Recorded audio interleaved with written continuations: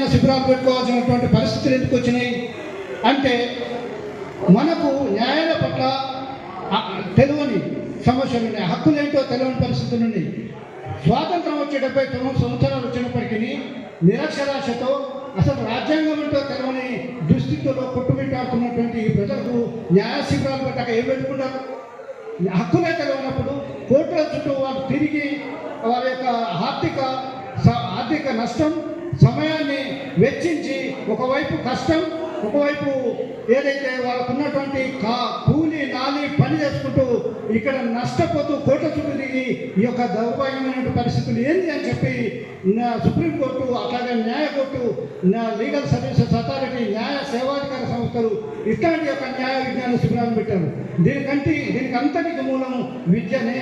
విద్య కనుక అందరికీ వచ్చి ఉంటే, అందరికీ విద్య అంది ఉంటే ఈ దేశంలో 79 సంవత్సరాల కాలంలో అందరికీ విద్య రానటువంటి నిరక్షరాస్యులుగా ఉన్నటువంటి ఈ దౌర్భాగ్యం ఇది ఇంకెన్నాళ్ళు ఎవరు చేయాలి?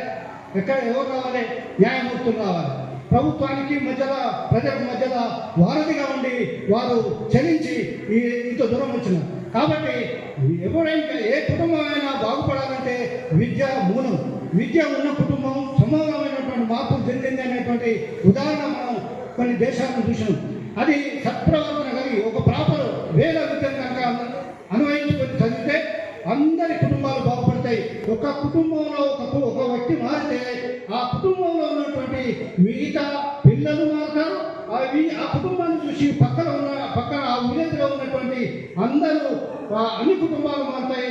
ఆ విలేజ్ మారితే మండలాలు మారుతాయి, మండలాలు మారితే జిల్లాలు మారుతాయి, జిల్లాలు మారితే రాష్ట్రాలు మారుతాయి, రాష్ట్రం మారితే దేశం మారుతుంది.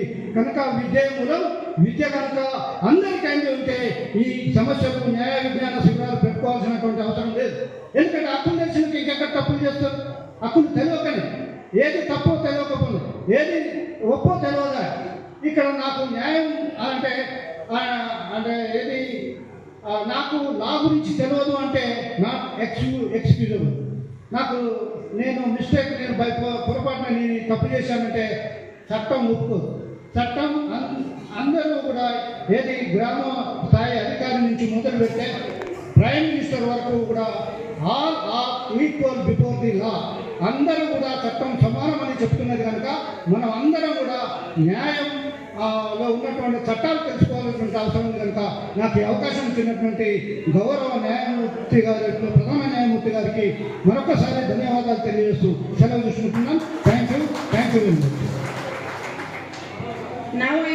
సర్కిల్ ఇన్స్పెక్టర్ గారికి, అలాగే ఈ ఇచ్చేసినటువంటి సబ్ ఇన్స్పెక్టర్ మధ్యరాల గారికి, అలాగే ఇక్కడికి ఇచ్చేసినటువంటి కోర్టు పీసీస్ మహిళా కానిస్టేబుల్కి, అలాగే ఇక్కడికి ఇచ్చేసినటువంటి గ్రామ చుట్టుపక్కల మామిళ్ళ మడవ, జీకొత్తపల్లి, అలాగే ముకుందాపురం గ్రామ పెద్దలకి, అలాగే అక్క చెల్లెళ్ళకి, అన్నా తమ్ములకి, మీ అందరికీ కూడా పెద్దలకి పేరు నా హృదయపూర్వక నమస్కారాలు తెలియజేస్తుంది.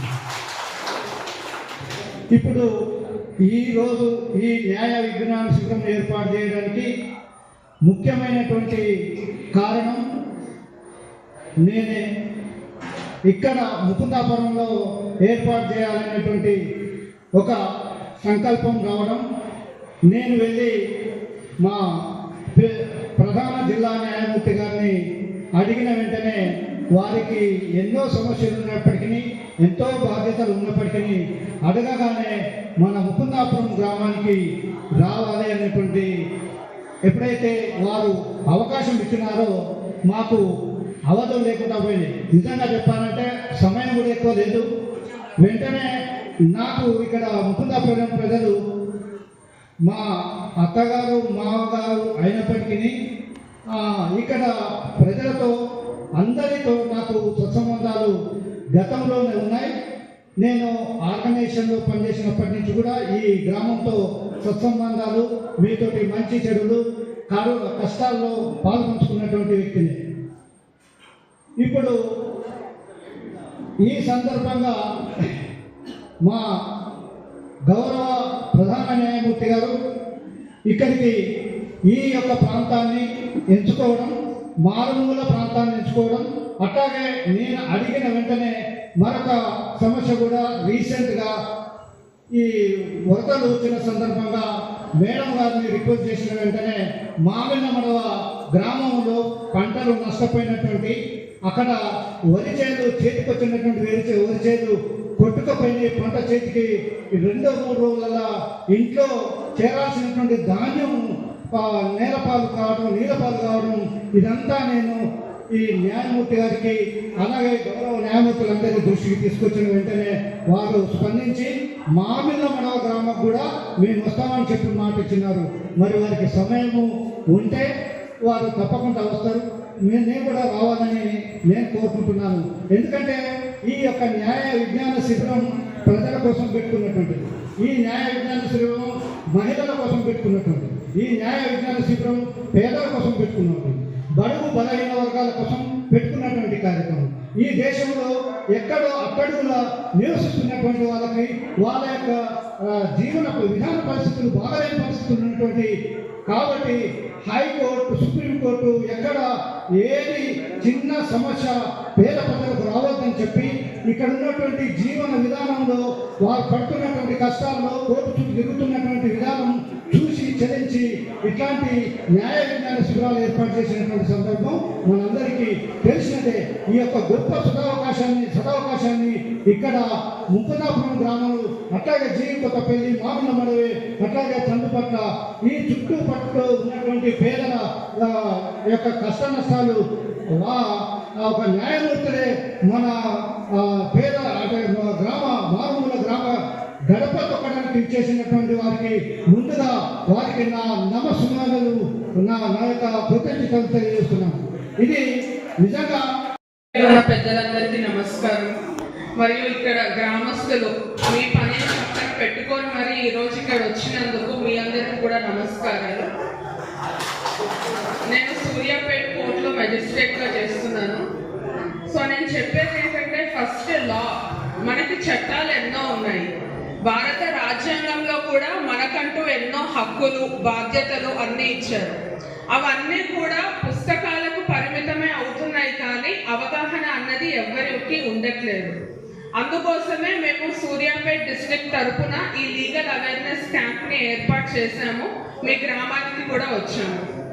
సో ఇప్పుడు ఉదాహరణకి మీకంటూ ఒక భూమి ఉందనుకోండి, ఆ భూమి మీదే అని చూపించడానికి మీకంటూ పహానీలు కానీ పట్టాదారు పాస్బుక్లు కానీ ఉన్నాయనుకోండి. అది ఉన్నప్పుడు ఎవరైతే వేరే వ్యక్తి మీ భూమిలోకి అక్రమంగా దౌర్జన్యంగా వచ్చినప్పుడు ఏం చేయాలి అంటే, అప్పుడు మీరు అడ్వకేట్ని పెట్టుకొని ఒక సివిల్ దాఖలు ఫైల్ చేయొచ్చు అనమాట. అది ఫైల్ చేసిన తర్వాత ఆ కేసుని మేము మొత్తం పరిశీలించిన తర్వాత ఆ భూమి మీదే అని మాకు అనిపించినప్పుడు మేము ఒక ఆర్డర్ అంటే డిగ్రీ అన్నది ఇస్తామన్నమాట. అదే కాకుండా ఇప్పుడు అదే మీరు ఉంటున్న భూమిలో వేరొకరు వచ్చి మిమ్మల్ని తిట్టడం కానీ లేదా కొట్టడం కానీ లేదా మీరు ఇప్పటికిప్పుడు వెళ్ళిపోవాలి అని దౌర్జన్యంగా బెదిరించినప్పుడు మీరు పోలీస్ స్టేషన్స్ని కూడా ఆశ్రయించవచ్చు. పోలీస్ స్టేషన్కి వెళ్ళి మీరు రాతపూర్వకంగా ఒక దరఖాస్తుని ఇస్తే వాళ్ళని తీసుకొని ఎఫ్ఐఆర్ని రిజిస్టర్ చేస్తారు. దాని తర్వాత క్రిమినల్ కేసు అన్నది నడుస్తుంది. సో ఈ సివిల్ కేసులు, క్రిమినల్ కేసులు కోర్టులో నడుస్తున్నప్పుడు మీరు దాంట్లో కనుక పార్టీ అయితే మీరు కోర్టుకి తప్పకుండా హాజరు కావాలి. అండ్ ఒకవేళ ఎప్పుడైనా ఆ కేసులు కనుక మీరు మీ గ్రామంలో ఉన్న పెద్దవాళ్ళ ముందు రాజీ పడితే కనుక అది మీరు కోర్టుకు వచ్చి మాకు ఒకసారి చెప్పాలి. మేము సామరస్యంగా మాట్లాడుకున్నాము, రాజీ పడుతున్నాము అన్నప్పుడు మేము ఆ కేసుని పరిశీలించి తీసేస్తామన్నమాట. సో దాంట్లోనే లోక్ అదాలత్ అంటే ప్రజల న్యాయస్థానము, ఈ లోక్ అదాలత్ని కూడా మేము కండక్ట్ చేస్తున్నాము. ఈ లోక్ అదాలత్లో మీరు ఏవైతే కేసులు అంటే పెద్ద పెద్ద కేసులు, సొసైటీకి హాని కలిగించే కేసులు లాంటివి కాకుండా ఏవైతే ఇప్పుడు భూమి తగాదాలు లేదా ఎవరైనా కొట్టారని లేకపోతే భార్యాభర్తల సమస్యలు లైక్ మనోవర్తి, విడాకులు ఇలాంటివి ఏవైతే రాజీ పడతాయో అలాంటివి మేము లోక్ అదాలత్లో పరిష్కరిస్తామన్నమాట. సో ఈ నెలలో 2వ శనివారం రోజున స్పెషల్ లోక్ అదాలత్ అన్నది ఉంది. సో మీ కేసులు కనుక ఏ కోర్టులో ఉంటాయో అక్కడికి వెళ్ళి మీరు పరిష్కరించుకోండి. అంతేకాకుండా వచ్చే నెల డిసెంబర్ 2వ శనివారం 13th డిసెంబర్ ఆ రోజు జాతీయ స్థాయిలో లోక్ అదాలత్ని కండక్ట్ చేస్తున్నాము. ఆ రోజు కూడా మీరు వచ్చి సామరస్యంగా పరిష్కరించుకొని న్యాయం పొందుతారని కోరుకుంటున్నాను. Thank you. President Bar Association and CI and other court staff and learned advocates and other court staff and police officers. I would like to సరే నేను తెలుగులో చెప్తాను. సో నేను ఇక్కడ నేరస్తుల యొక్క హక్కుల గురించి చెప్పమన్నారు మేడం. అయితే మొదటిగా ప్రతి ఒక్కరు క్రిమినల్ లాలో ఏమంటుంటారు, ప్రతి ఒక్కరు అమాయకులే దాని యొక్క నేరం రుజువు కానంత వరకు. All are innocent till their guilt is proved. నేరం ఇట్లా మోపినంత ఇప్పుడు ఆన్ ద ఫస్ట్ డే అతన్ని మనం వేరేలాగా చూసి శిక్ష పడాలి అట్లని కాకుండా ప్రతి ఒక్కరు పౌరులే. మన భారత రాజ్యాంగం ఎంత గొప్పదంటే ఈవెన్ మన నేరస్తునికి కూడా చాలా హక్కులు ఇచ్చింది. Until unless the guilt is proved అతను అమాయకుడే, ఆ విధంగా అతను పౌరుడే. సో మన భారత రాజ్యాంగంలో చాలా ఇంపార్టెంట్ అయిన ఫండమెంటల్ రైట్స్ హక్కులు. అలాంటి ఫండమెంటల్ రైట్స్లో కూడా ఆర్టికల్ 20, 21, 22 దీని గురించి వీళ్ళ గురించి అంటే నేరస్తుని గురించి రాశారంటే దీని యొక్క చాలా ప్రాముఖ్యత ఉంది. ఫస్ట్ ఆఫ్ ఆల్ మనకు నేరస్తుడు ఎవరైనా నేరం చేసి లొంగిపోయినా కానీ లేకపోతే పోలీసు వారు అరెస్ట్ చేసినా కానీ తనకు తెలిసిన హక్కులు ఏమి ఉన్నాయంటే ఇవి మీరు అంటే నేరం అనేది క్షణికావేశం వల్ల చేయొచ్చు, కావాలని చేయొచ్చు, ఇంటెన్షనల్ వేరే వేరే యాక్సిడెంట్స్ అంటే ఏదైనా కానీ మనకి నాలెడ్జ్ ఉండాలి. ఎప్పుడు ఎవరి పరిస్థితి ఎలా ఉంటుందో తెలియదు. సో దీని గురించి నాలెడ్జ్ ఉండాలి మనం. ఫస్ట్ ఆఫ్ ఆల్ మనకు అరెస్ట్ చేసిన వెంటనే మన యొక్క రైట్స్ ఆఫ్ అరెస్ట్ పోలీస్ వారు చెప్పాలి.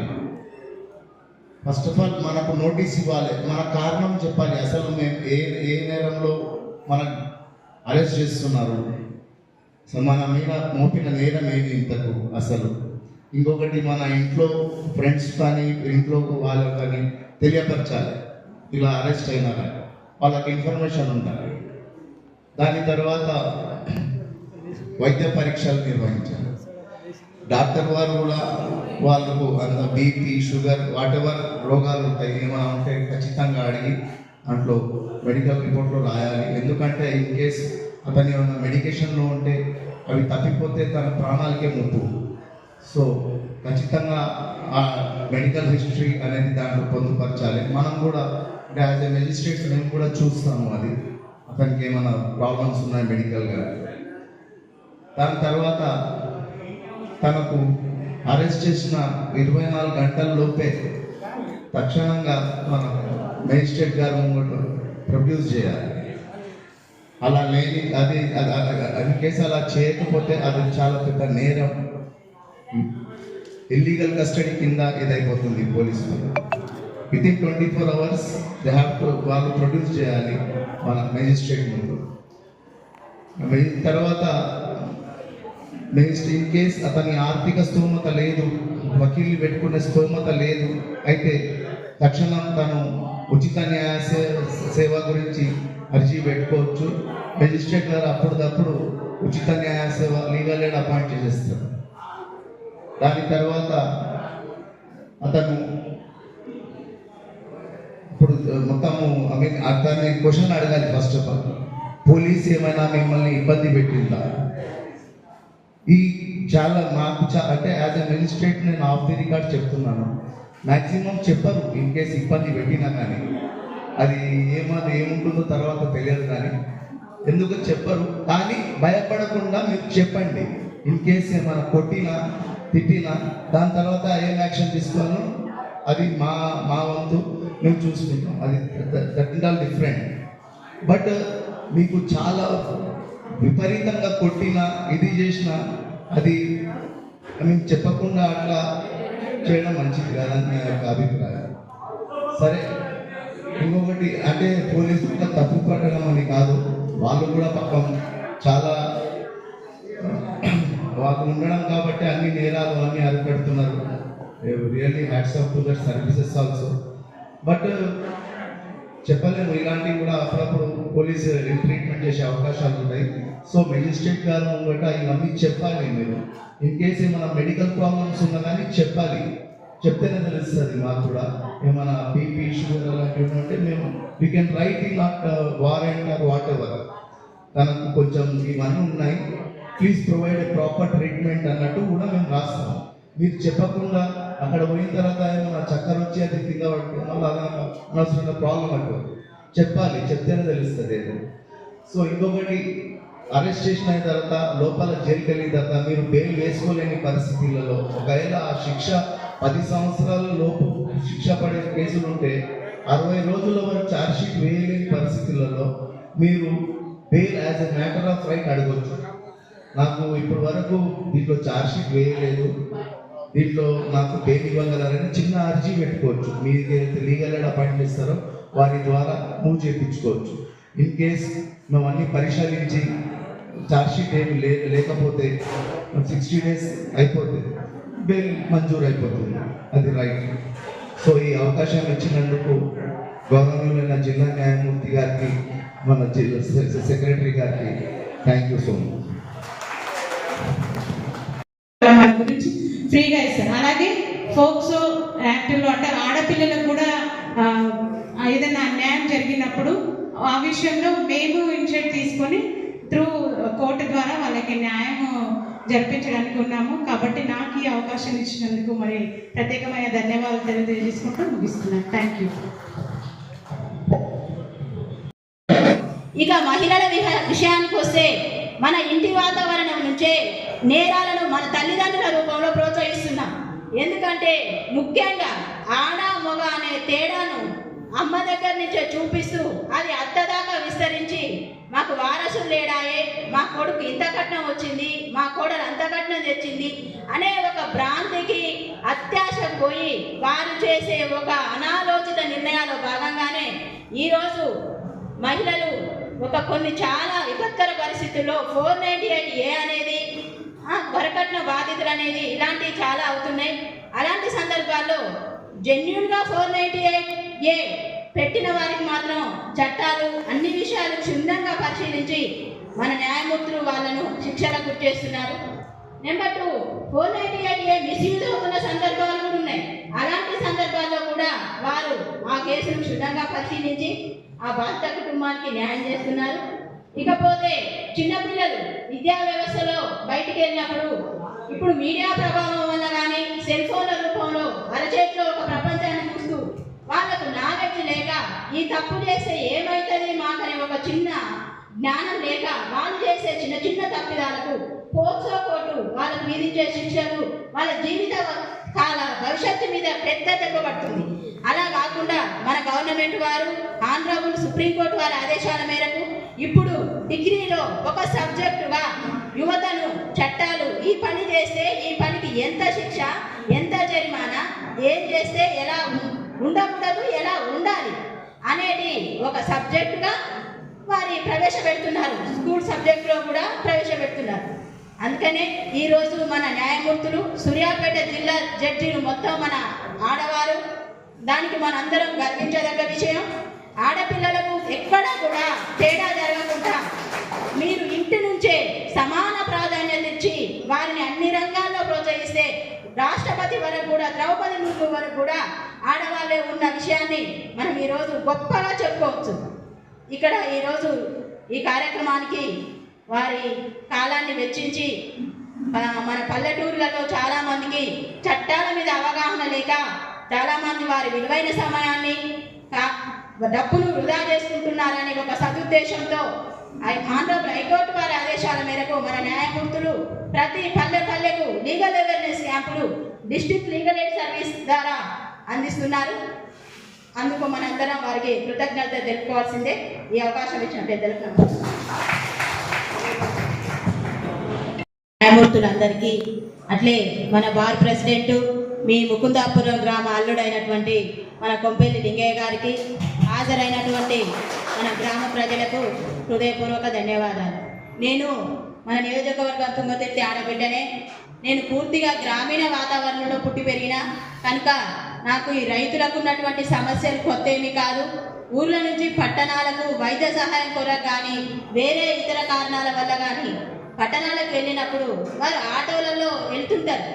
వారు వెళ్ళొద్దు అని తెలుసు, దానికి లైసెన్స్ ఎంతవరకు పరిమితం? 4, 3. కానీ మనకున్న ఆరాటానికి కానీ తొందరగా కానీ అక్కడున్న ఆపద దృష్ట్యా తొందర వెళ్ళాలనే సంకల్పంతో మనం 12 మంది 10 మంది వెళ్తుంటాం. ఆ తొందరలో ఆ డ్రైవర్కు డ్రైవింగ్ లైసెన్స్ ఉందా, ఆటో కెపాసిటీ ఎంత అనే ఒక చిన్న ఆలోచన కూడా మనం చేయం. దానివల్ల జరిగే యాక్సిడెంట్లకు రేపు ఎప్పుడైనా క్లెయిమ్ చేసుకోవాలంటే మన కుటుంబానికి సత్వర న్యాయం జరగాలన్నా కూడా ఇలాంటి చిన్న చిన్న తప్పిదాల వల్ల ఎలాంటి ఆర్థిక సహాయం గవర్నమెంట్ నుంచి కానీ ఇన్సూరెన్స్ కంపెనీ నుంచి కానీ చట్టం నుంచి కానీ మీరు పొందలేరు. అలాగే రైతుల దగ్గరికి వస్తే కూడా వాళ్ళ భూమి వాళ్ళ పేరు మీద ఉందా లేదా అనే చిన్న విషయాన్ని కూడా వాళ్ళు నమోదు చేసుకోరు. ఇండ్లు కూడా వాళ్ళ తాత ముత్తాతల్ని చూస్తున్నాయి కదా అని చెప్పి ఒక చిన్న అశ్రద్ధ, ఈ ఆర్థికంగా ఎందుకు ఇబ్బందిలే అని వాళ్ళు అశ్రద్ధ చేస్తారు. దాని ఫలితంగానే భూములకు రెక్కలు రావడం వల్ల వాటి ధరలు పెరగడం వల్ల అత్యాశతో కొంతమంది చేసే తప్పిదాల వల్ల సామాన్య ప్రజలు ఇబ్బందులకు గురవుతున్నారు. వారు కోర్టు మెట్టెక్కాలంటే పరువుతోటో ఈ నల్లకోటు ఈ కోర్టు అనే ఒక భయభ్రాంతులకు లోనవుతారు. కానీ చట్టాలు మనకు చాలా అందుబాటులో ఉన్నాయి. అక్కడ ఎలాంటి లీగల్ నాలెడ్జ్ లేనప్పటికీ కూడా కోర్టును ఆశ్రయించి మన మండల పరిధిలో కానీ జిల్లా పరిధిలో కానీ వెళ్ళినట్లయితే లీగల్ ఎయిడ్ ప్రోగ్రామ్స్ ఉంటాయి. అక్కడ వారు government advocate Suryapet to speak few words on legal awareness.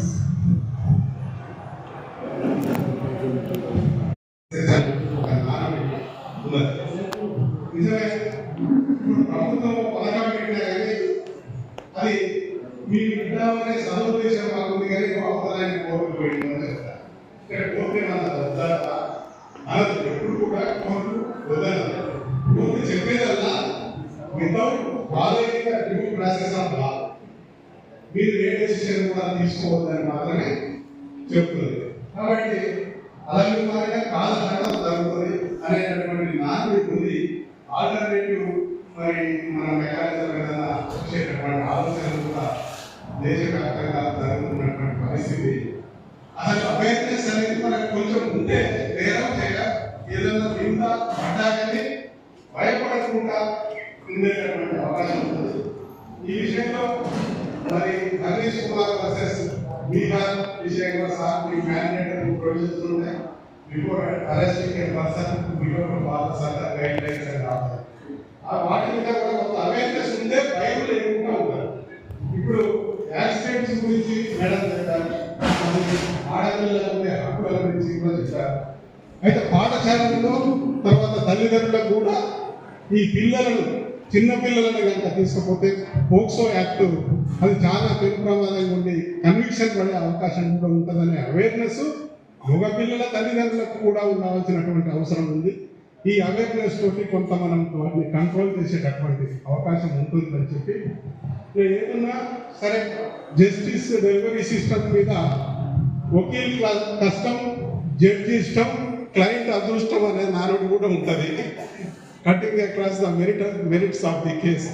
మరి అటువంటి పరిస్థితులు కూడా ఉంటాయి. కాబట్టి సరే ఏదన్నా కొద్దిగా ఎక్స్పీడియస్ డిస్పోజల్ ఉండేటటువంటి పరిస్థితి తీసుకొని రావాలనేటటువంటి ఉద్దేశం జనరల్గా ప్రజల్లో ఉన్నటువంటి అభిప్రాయం. ఏదో ఈ అవకాశాన్ని పురస్కరించుకొని నాకు 4 మాటలు చెప్పే అవకాశం ఇచ్చినందుకు నిర్వాహకులందరికీ కూడా పేరు పేరున ధన్యవాదాలు తెలియజేస్తూ స్వయంగా మరి సీనియర్ అడ్వకేట్ వాళ్ళు ఎంతో కృషితోని మేడం గారు సార్ వాళ్ళందరూ కూడా ఇక్కడికి మన గ్రామానికి ఇచ్చేశారు. మీకు కూడా ఏంటంటే వివిధ గ్రామాల్లో న్యాయ సహకార సంస్థ అందిస్తున్న న్యాయ సలహాలు మరోజెట్టి గారికి, మా తుంగతుర్తి లోకల్ జేఎఫ్సీఎం గారు గౌస్పాద సార్కి, మరియు బార్ అసోసియేషన్ అధ్యక్షులు లింగయ్య గారికి, ఇక్కడ హాజరైన మన గ్రామస్తులందరికీ మరియు ప్రభుత్వాలకు, ప్రభుత్వ అధికారులకు, సీనియర్ సిటిజన్స్కి, సీనియర్ న్యాయవాదులు మరియు యువకులందరూ కూడా నా యొక్క నమస్కారాలు.